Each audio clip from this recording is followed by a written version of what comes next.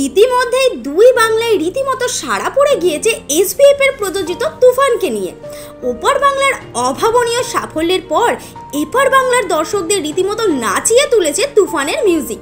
আর যার ফ্যান বেসের উপরে ভিত্তি করে তুফানের রূপালী পর্দায় পা রাখা সেই সাকিব খানকে নিয়ে উন্মাদনা যে সব বাদ ছাড়াবে সেটা আগে থাকতেই প্রত্যাশিত ছিল। তুফানের প্রথম নায়িকা টালিগঞ্জের মিমি চক্রবর্তী একদম শুটিংয়ের প্রথম দিন থেকে ভীষণ রকম আবেগপ্লুত এই ছবি নিয়ে।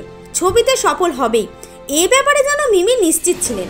বাণিজ্যিক ছবির প্রধান নায়িকা হিসাবে তিনি টালিগঞ্জে প্রথম পছন্দের তালিকায় থাকেন না, বরং একটু ব্যতিক্রমী ছবিতেই আমরা মিমিকে বেশি দেখতে পাই।